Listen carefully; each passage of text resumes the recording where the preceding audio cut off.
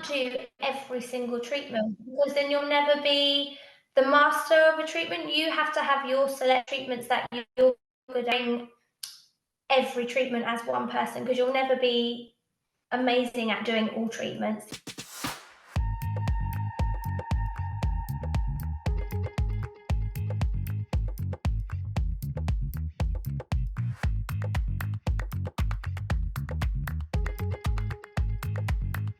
Hi guys, it's Holly here at Faces and welcome back to the Face It podcast. Today I'm here with the lovely Emma from Emma Jean Aesthetics. Emma, thank you so much for coming on the podcast with me today. Thanks for having me, Holly. You're more than welcome. So do you want to just start by giving us a bit of insight into how you got into the aesthetics industry, how you've kind of grown your business to where it is today, and just give us a bit of an overview with everything?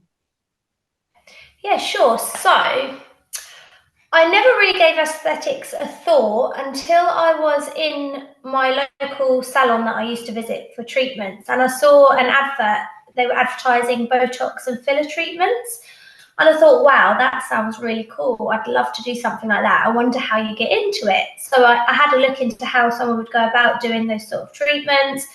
And at the time, I was a newly qualified operating department practitioner. So I thought, wow, this is definitely something I could do, that I want to get into, but I need a few more years under my belt, like clinical experience first. So did a few more years just working at the local hospital as an operating department practitioner, and then finally took the plunge to do the training. This was about 5 years ago. And so did my aesthetic training in Botox and fillers, did that for about 3 years working at someone else's salon. And then things really started to like get big, and I had this feeling inside my tummy like I really need to like get my own salon. But at the time we'd just been like in the pandemic, and we were just coming out of like the second big lockdown in 2021. But I just had this big gut feeling, open your own salon, open your own salon. So I opened my own salon in a local high street in like April 2021. And it was the best thing I ever did, because I've just gone from amazing to even more amazing since then. I've started offering more treatments to my clients, moved into facials, hydrofacial, other like advanced treatments, skin boosters, and it's just taken off from there. Amazing. So where am I? 5 years down the line now. Yeah. Would you say that you came into the industry sort of at the right time? Because I feel like there's a lot of practitioners who sort of decided to train following lockdown, whereas you were obviously kind of there, well, you were there prior to obviously COVID, so you'd sort of built your client base already. I feel like I got in just before everyone started to latch on and see it as an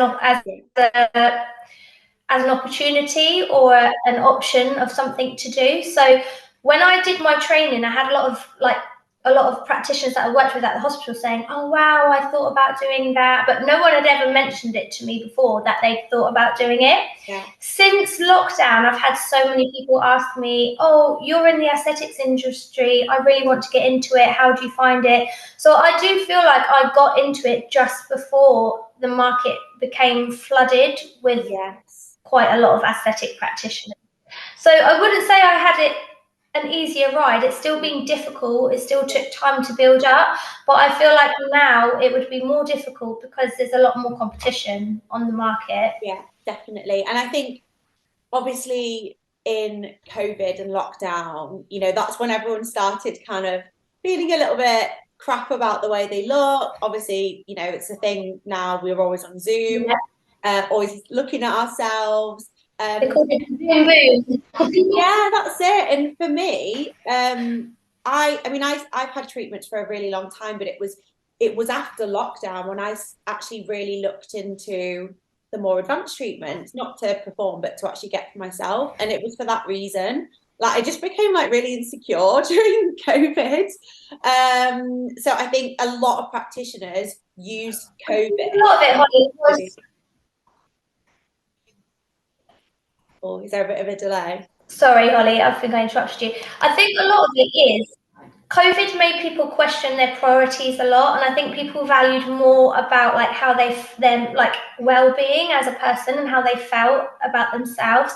And so that became quite a big priority. And then on top of that, people were spending a lot of time on Zoom, so they were looking at themselves in the mirror. It was all about self-care. So I think a combination of all those things is what's made a lot of people that would never have considered an aesthetic treatment before start to do these aesthetic treatments.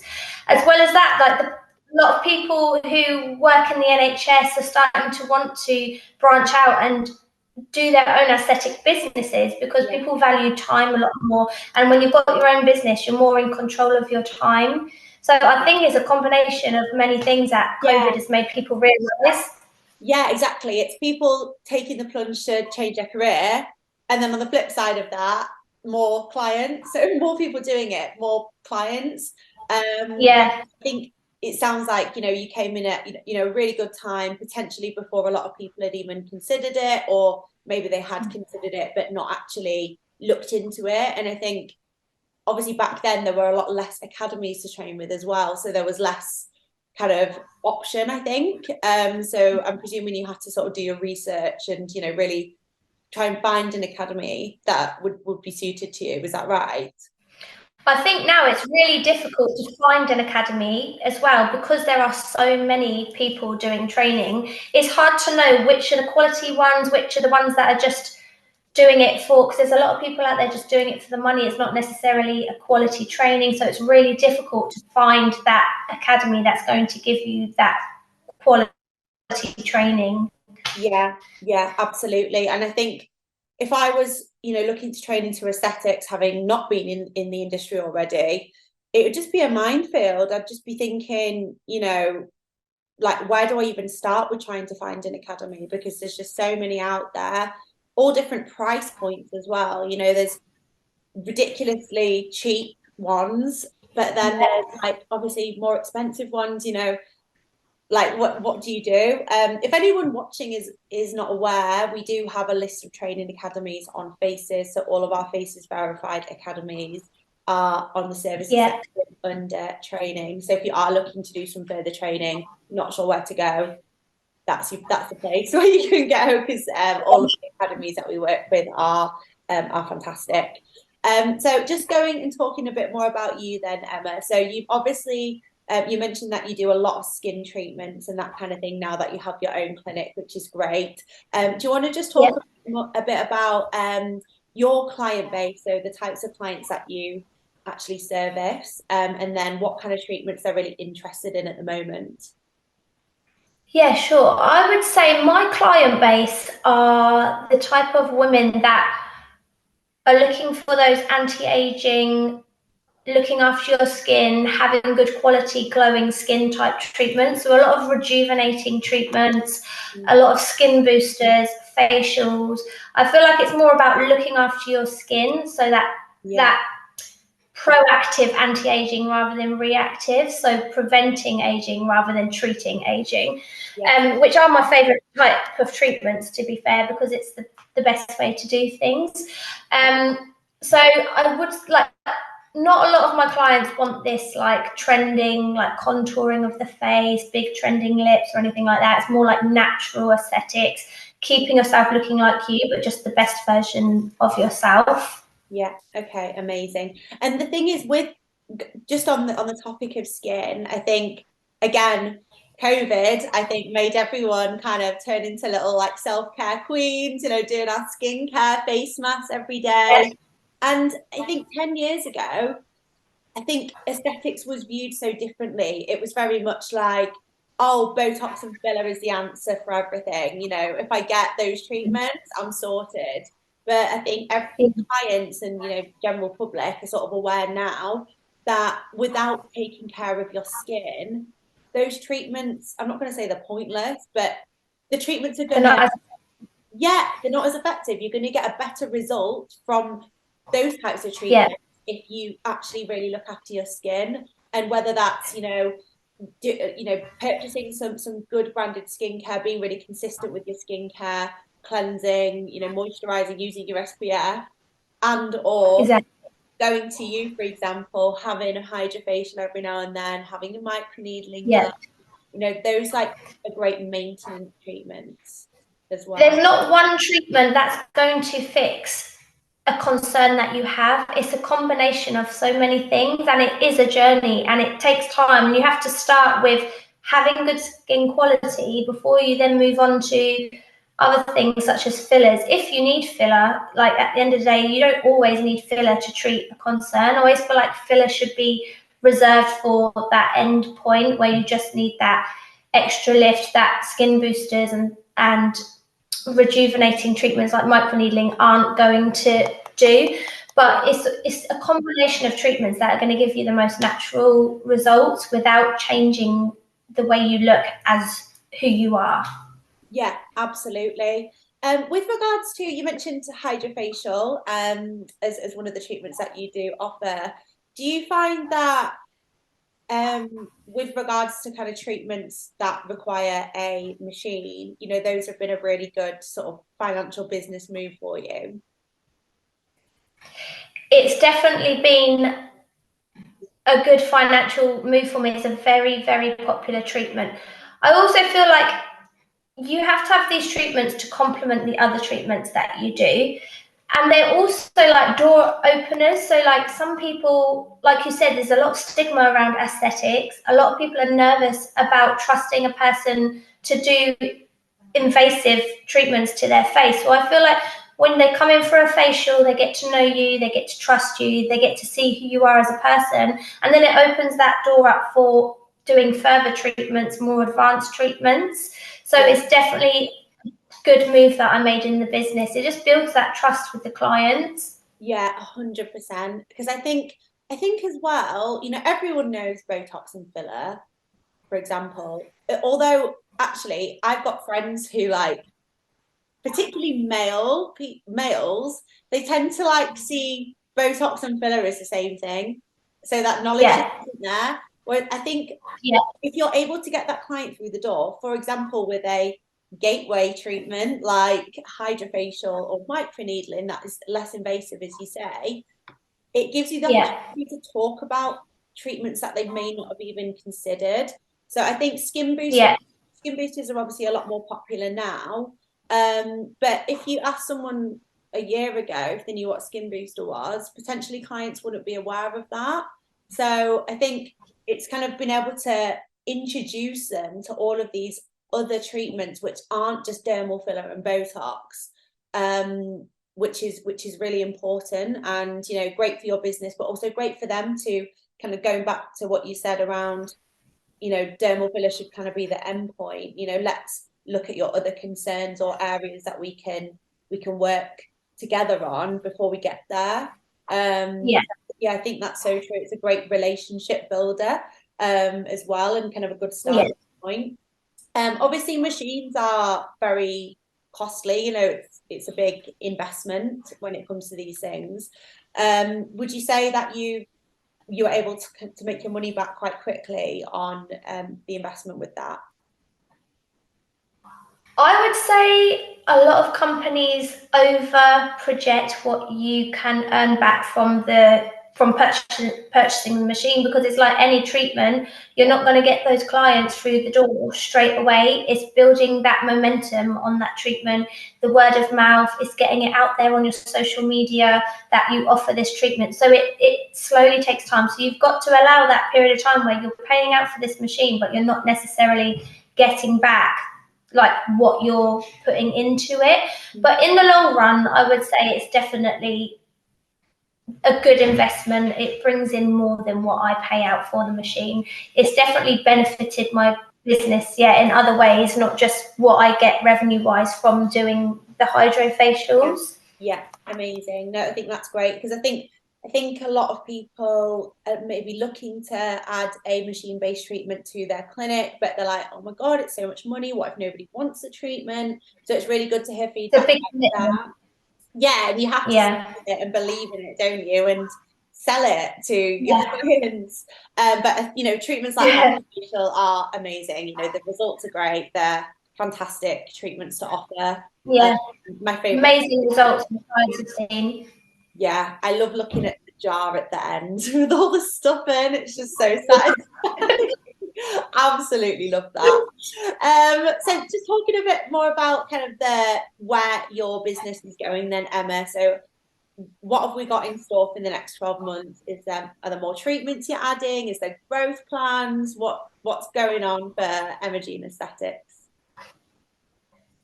I tend to think quite big, Holly, so I could go on, like the list is endless. No, go on. We only want big dreams on this podcast.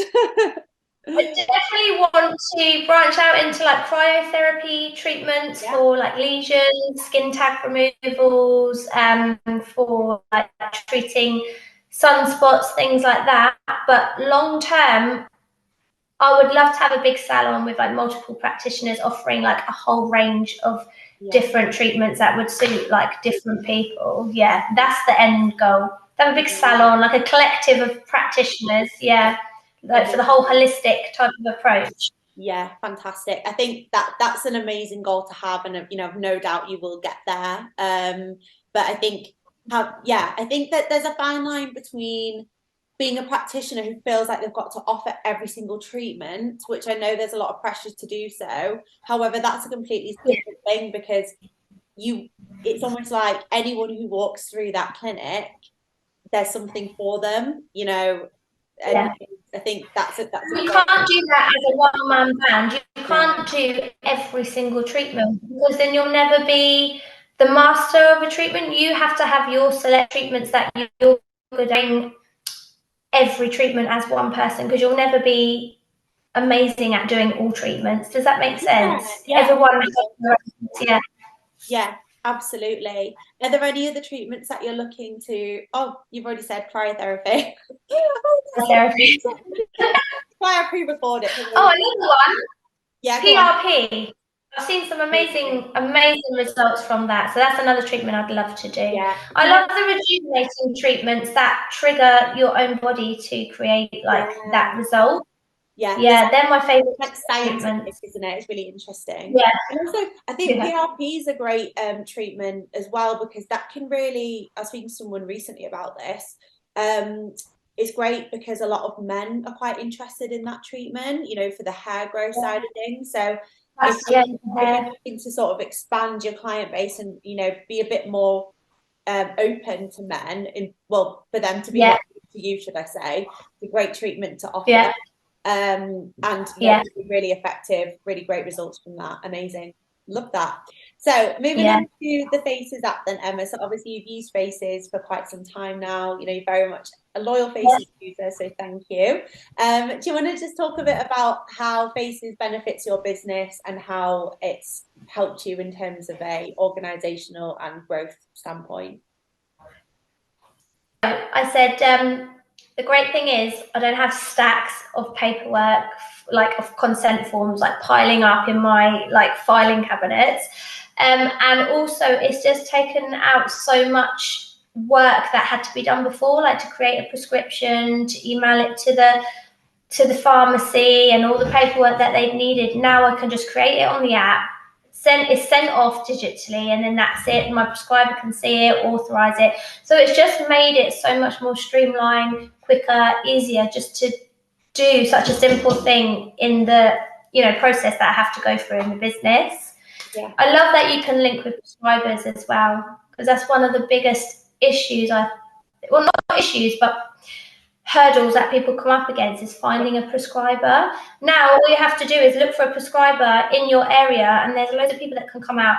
You reach out to them, and it's just made that so much more easier, like less of an obstruction in carrying out your business. Yeah, exactly. And that's why it's there, because I wouldn't know where to find a prescriber if I just qualified. You can't just go to your GP and be like, hi, can you come and prescribe? Can you prescribe for me? Exactly. So yeah, if anyone doesn't use the app, we've got over 1,500 prescribers registered with Faces who are like all ready for you to say, can you come and do prescriptions for me? They're all there ready to be good. So there's plenty of people on there, and no doubt you'll find someone in your area as well. So just moving on to regulation then. So obviously we've had announcements from the government regarding the traffic light system, and we are sort of in a position where they're hopefully trying to get feedback from everyone by the looks of things. So what are your personal views on regulation and where things are sort of stood at the moment? I definitely think regulation is needed. I don't know if the licensing will be enough. Like, I think the traffic light system is good in terms of setting out who can do what sort of treatments and like at what point it should be. It can be a non-medic, it has to be a medic, or it has to be a doctor or a CQC registered establishment. I think that's good, but I think also it needs to be some sort of way of regulating the amount of training people have had or the standard of training that people have had, because some courses you go on, the quality of knowledge that they give you or training that you get from that provider can be so vast. So I definitely think regulation is needed. Whether the way they propose to do licensing is going to be enough or not, I don't know, but I definitely think it's something that needs to come about. Yeah, definitely. I agree. I think you're right. I think, a lot of the problem is the training side of things. It's, the quality of training as well. I think, some of these courses, someone was telling me earlier, there's like half-day courses you can do now. Yeah. Like, so I'm not going to name any day. names, but some of the training courses I've been on that have been for medics only have been shocking. So, like, it's not always down to whether you're a medic or a non-medic. Some of the training I've been on where non-medics have been allowed to come on has been a lot more extensive, and the depth of knowledge has been so much more than courses I've been on that have been for medics only. So I don't think it should even be down to you're a medic, you're not a medic. Obviously, we have like back knowledge or like foundation knowledge to certain things, but when it comes to the actual treatment you're doing, the depth of knowledge can be varied so much between the courses you do. So for me, I think it's the training academies need to be regulated a lot as well. Yeah, and I think what's been announced, this is my personal views, is, how can you say, a medic is a good practitioner, but a non-medic isn't? I think, like what you said, there's good medics, there's bad medics, there's good non-medics, there's bad non-medics, it's, anyway. I feel like you should be able to demonstrate,